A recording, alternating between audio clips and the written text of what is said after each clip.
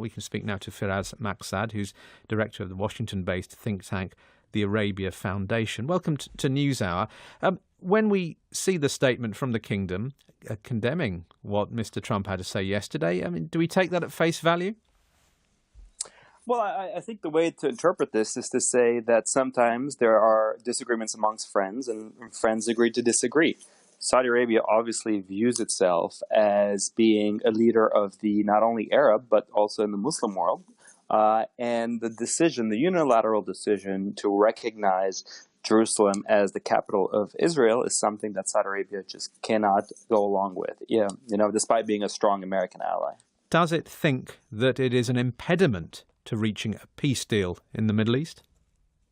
Well, it certainly inflames passions on the Arab and Muslim side. It makes it more difficult for America's friends and allies in the Arab and Muslim world to reach across the aisle and try to play a constructive role in bringing about a peace settlement. And Saudi Arabia has made no secret that it is trying with the Trump administration, particularly with Jared Kushner, to play a positive role in trying to bridge that divide. This latest decision is certainly not helpful. Not helpful? Does it undermine it?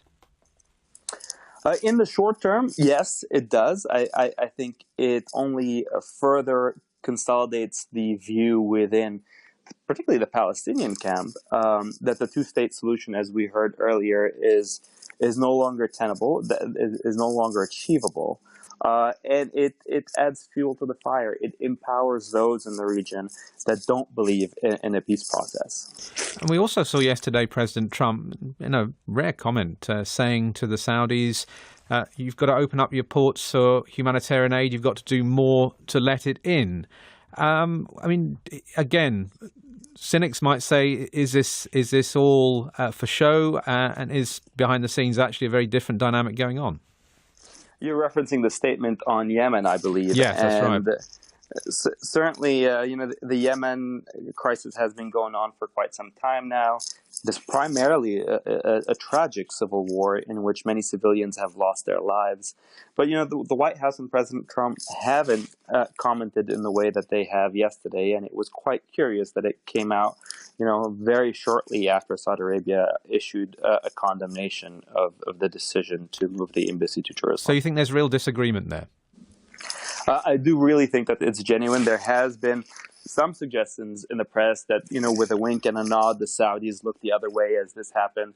I can tell you from conversations I've had, although I don't speak for the Saudi government, that there's real frustration and there's a real sense of disagreement on whether this was the right move or not. Firas, thank you very much indeed. That was Firas Maksad, who's director of the Washington-based think tank, the Arabia Foundation. You're listening to the BBC World Service.